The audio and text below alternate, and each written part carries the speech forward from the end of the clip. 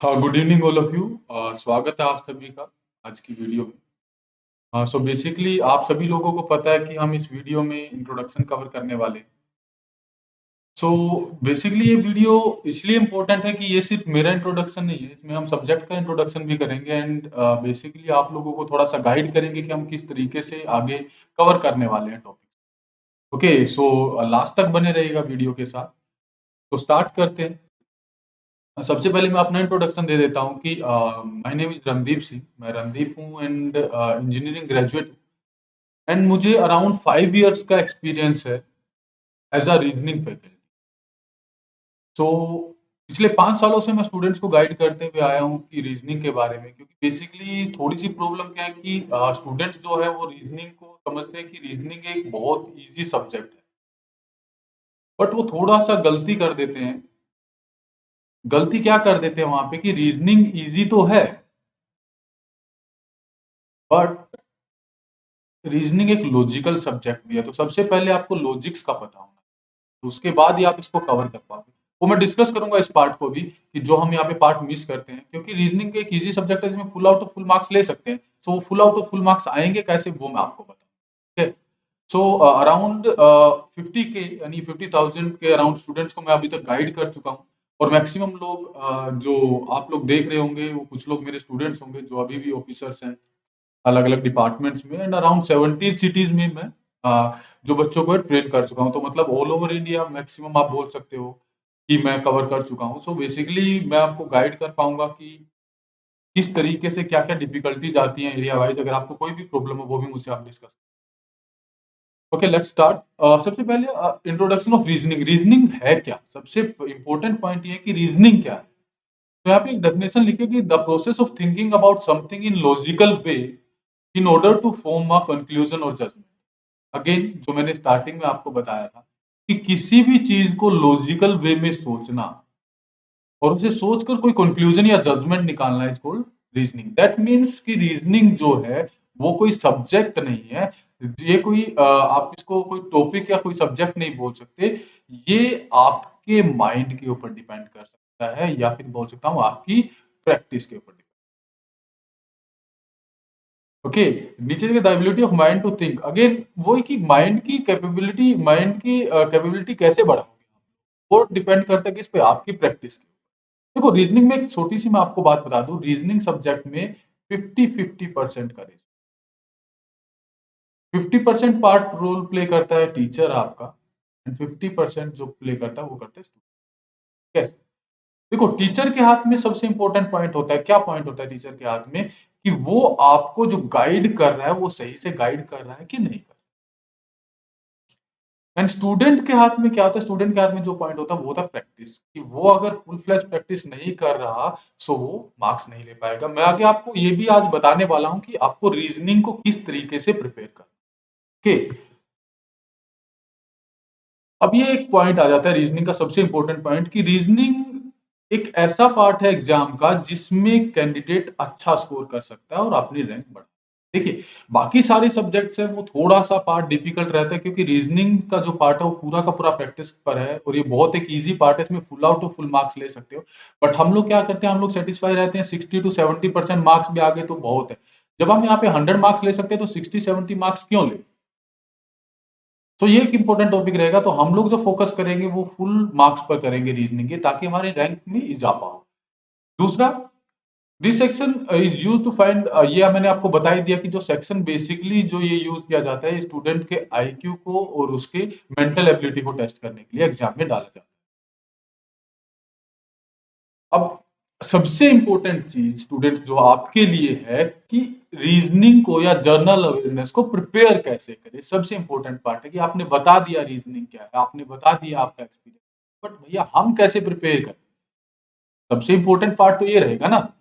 तो अभी मैं इसी के बारे में आपसे डिस्कस करने वाला हूँ कि हमें कैसे प्रिपेयर करना है और मैं कैसे आपकी क्लासेस लूंगा इन फ्यूचर, और किस तरीके से आपकी जो प्रिपरेशन है वो आगे चलेगी। तो वो एक बार देख लेते हैं। सबसे पहले, cover all questions of each topic.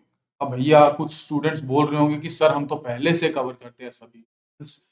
तो देखिए बेसिकली हम लोग क्या करते हैं, या तो किसी बुक को फॉलो करते हैं या हम किसी पीडीएफ से उठाते हैं और वो क्वेश्चंस कर देते हैं। देखिए सबसे पहले सबसे इंपॉर्टेंट पार्ट क्या है कि हर टॉपिक का टाइप ऑफ क्वेश्चंस मुझे पता होने चाहिए कि इसमें कितने टाइप ऑफ क्वेश्चंस बनते हैं, जो कि मैं आपको हर क्लासेस में बताऊंगा। आपको हर टाइप का क्वेश्चन वहां पे करा दे, वो हर एक टाइप के जो क्वेश्चंस होंगे उसके हर क्वेश्चंस के आपको 5 to 10 question of each type, वो क्या करना है, वो आपको ट्राई करना है। सो देख बेसिकली क्या होगा कि जब आपको हर टाइप का क्वेश्चन आता होगा और हर कोई टाइप के क्वेश्चन के आपने 5 to 10 क्वेश्चन किए हुए हैं, तो आपके पास कोई भी ऐसा क्वेश्चन नहीं बचेगा, कोई भी ऐसा क्वेश्चन नहीं बचेगा एग्जाम में जो आपने पहले सोल्व ना किया। तो सबसे इंपॉर्टेंट पार्ट हमारा रहेगा कि मैं कोशिश करूंगा कि आपको हर एक टाइप का क्वेश्चन जो है वो आपकी क्लास में कवर करें।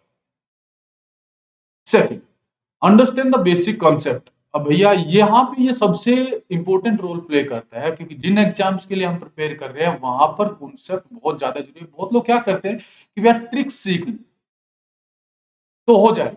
देखो ट्रिक सीखने से क्या होगा, ट्रिक सीखने से हो तो जाएगा, but what the thing is कि कई बार क्वेश्चन ऐसे आ जाते हैं कि जो सोल्व नहीं हो पाते। जैसे कि अभी ये क्वेश्चन, अब कुछ लोग बोलेंगे भैया इस पे क्या ट्रिक लगाओगे। देखिए इसमें सिंपल सा एक formula, 11/2m - 30h is equal to theta. देखो सवाल क्या दिया है, at what time between 1 and 2 o'clock will the hands of clock will be together. अब hands of clock will be together, अब सुइयां क्या बोल रहा है, इकट्ठी होनी चाहिए। अब अगर सुइयां दोनों इकट्ठी होनी चाहिए, इसका मतलब उनके बीच में एंगल कितना होगा, 0 डिग्री। सो अब ये बोल क्या रहा है कि 1 बजे से 2 बजे के बीच में, अब 1 बजे से 2 बजे के बीच में बोल रहे हैं, इसका मतलब क्या होगा, 1 बजकर कुछ मिनट पे होगा, हाँ कि ना। अब 1 बज के कुछ मिनट होगा, मतलब ये क्या होता है एच एच, और ये क्या होता है एम एम। अब एम एम तो मुझे फाइंड आउट करना है, थीटा मुझे गिवन है कितना, 0 डिग्री। अगर मैं आपको बेसिक डायरेक्ट फॉर्मूला बता दूं तो आप लोग एग्जाम में क्या करोगे कि भाई 11/2 एम मुझे फाइंड करना है -30, एच कितना दिया हुआ है, एच इसने 1 दिया हुआ है, और थीटा कितना हो गया 2 डिग्री। तो यहाँ पे सिंपल आप क्या कर दोगे कि भैया उधर m को इधर रख लोगे, उधर कितना हो गया 30 पॉजिटिव इंटू कितना हो गया 2/11, ये आपकी मिनट आ जाएगी। मतलब आप बोल दोगे कि 1 बजकर 60/11 पे आपका एंगल बन जाएगा। But what the thing is कि देखिए ये हमने कर दिया, ये क्वेश्चन भी सोल्व हो गया, बट बाई चांस हम एग्जाम में फॉर्मूला भूल जाए, क्योंकि ये तो एक क्वेश्चन का, वो भी एक टॉपिक का एक सवाल है जिसपे फॉर्मूला लग रहा है। इसके अंदर अराउंड 10 टाइप्स के क्वेश्चन आते हैं जो मैं आपको कवर कराऊंगा क्लॉक में, ओनली क्लॉक। अब अगर मैं हर टॉपिक का, कई तो ऐसे टॉपिक्स है जिसमें अराउंड 20 to 30 टाइप्स के सवाल होते हैं, अगर मैं हर सवाल का फॉर्मूला याद करने लग जाऊं तो इतना बड़ा तो ब्रेन मेरा है नहीं कि उसको रिजर्व रख पाए। बट अगर मुझे कॉन्सेप्ट याद है कि भैया ये फॉर्मूला बना कैसे, तो भैया मेरी ट्रिक्स भी बनेगी।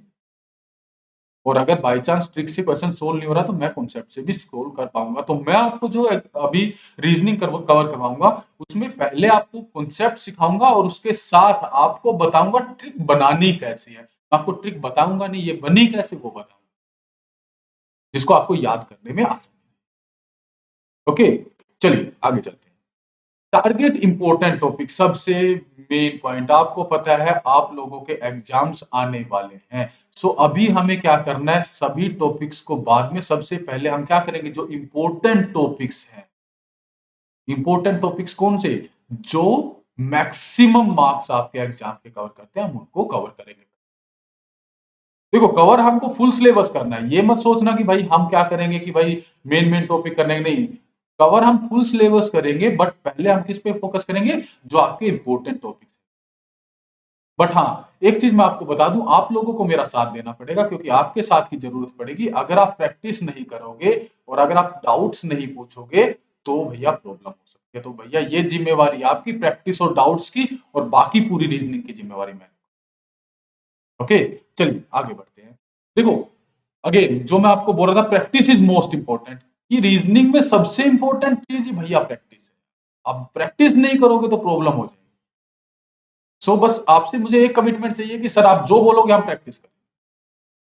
उसके बाद रीजनिंग की गारंटी मेरी, रीजनिंग में तो मैं आपको मार दूंगा। ठीक है, चलिए आगे। मोस्ट इंपॉर्टेंट, सबसे इंपॉर्टेंट पॉइंट रीजनिंग का क्या, सबसे इंपॉर्टेंट पॉइंट देखिए, जब भी आपको एक अच्छा आइडिया चाहिए रीजनिंग के क्वेश्चंस के बारे में या रीजनिंग या किसी भी सब्जेक्ट के क्वेश्चन के बारे में कि एग्जाम में कौन से क्वेश्चन पूछे जाते हैं, तो आपको प्रीवियस पेपर सोल्व करना पड़ेगा। और ये जिम्मेवारी मेरी है, क्वेश्चंस मैं आपको इसकी आप लोगों को टेंशन नहीं, क्वेश्चंस मैं आपको प्रोवाइड करूंगा प्रीवियस ईयर के। आपको क्या करना है, प्रैक्टिस कर, उसके बाद डिस्कस भी करेंगे ऑब्वियसली इन सारे क्वेश्चन को। ठीक है, बस आप लोगों को क्या करना है, प्रैक्टिस करना। ओके, आगे अब एक बार थोड़ा सा सिलेबस देख लेते हैं, क्योंकि सबसे बड़ा हमें डाउट रहता है कि भैया एग्जाम में आता क्या क्या टॉपिक आते हैं, वो थोड़ा सा हमारा एक डाउट रहता है। तो एक बार सिलेबस गो थ्रू कर लेते हैं। सबसे पहला हमारा जो टॉपिक आता है वो क्या आता है, analogy, then classification, logical Venn diagram, statement and conclusion, numbers ranking and time sequence हो गए। उसके बाद ब्लड रिलेशन, अर्थमेटिक रीजनिंग हो गया, डायरेक्शन डिस्टेंस, पजल टेस्ट हो गया, कोडिंग डिकोडिंग हो गया, इंसर्टिंग मिसिंग करेक्टर हो गया, स्टेटमेंट एंड आर्ग्यूमेंट हो गया, क्लॉक एंड कैलेंडर हो गया, डाइस एंड क्यूब हो गया, सिलोगिज्म। ओके, अब यहाँ इतने सारे टॉपिक्स आएंगे, कवर तो हम कंप्लीट करेंगे। अब देखो थोड़ा सा मैं आपको हिंट दे देता हूँ। कुछ टॉपिक ऐसे हैं जिसमें से या तो एक सवाल आएगा या एक भी नहीं आएगा, जैसे कि blood relation, arithmetic reasoning, direction sense, puzzle test, coding decoding, inserting missing character या फिर स्टेटमेंट। सो ये हम टॉपिक क्या करेंगे, ये टॉपिक हम कहाँ कवर करेंगे, हम लास्ट में कवर करेंगे। सबसे पहले कौन से टॉपिक कवर करेंगे हम, सबसे पहले इंपोर्टेंट। ओके, चल, तो मैं अभी आने वाला हूँ अनअकैडमी पर। तो मंडे से मेरी क्लासेस लाइव होंगी। मॉर्निंग स्लॉट जो रहेगा वो 10 AM। आप लाइव आना ना भूले, क्योंकि लाइव में आप लोगों के डाउट्स भी मैं साथ के साथ ही कवर करता रहूंगा। और इवनिंग स्लॉट में मैं 6 PM पे। तो ये दोनों स्लॉट्स आप मिस मत कीजिए, क्योंकि ये मैं गारंटी दे रहा हूँ कि अगर आप ये दोनों स्लॉट्स लगाओगे रेगुलरली, देखो भैया रेगुलर रहना जरूरी है, रेगुलरली लगाओगे और अगर आप प्रैक्टिस करोगे तो आपको ऑफिसर बनने से कोई नहीं रोक सकता। और रीजनिंग की भैया गारंटी मेरी है, रीजनिंग मैं आपको करूँ। ओके, तो प्लीज आप लाइव आइएगा सुबह 10 बजे और शाम को 6 बजे, अगर रीजनिंग आप लोगों को कवर करना है। देखिए एक मैं आपको पॉइंट बता दूं, अगर आपको रीजनिंग इजी लग रही है तो बहुत सारे क्वेश्चंस मैं आपको ऐसे दिखाऊंगा कि जो क्वेश्चंस आप बोलोगे कि भैया ये तो हमने इस टॉपिक में देखा ही नहीं। और यही पॉइंट होता है कि जब एग्जाम में वो थोड़ा सा अपना पैटर्न को चेंज करता है तो हम लोग कंफ्यूज हो जाते हैं कि भैया इसको कवर कैसे करें। सो प्लीज मैं आपको बता रहा हूँ कि आप लोग लाइव रहिएगा, एक बार क्लासेस लगा के देखिएगा, आपको पसंद आती है, समझ में आता है तो आप देखिएगा, क्योंकि ये मेरी गारंटी है कि आज तक रीजनिंग में मैंने किसी को डाउट नहीं। ओके, तो मिलते हैं आपको मंडे को morning 10 AM। Thank you very much, thank you.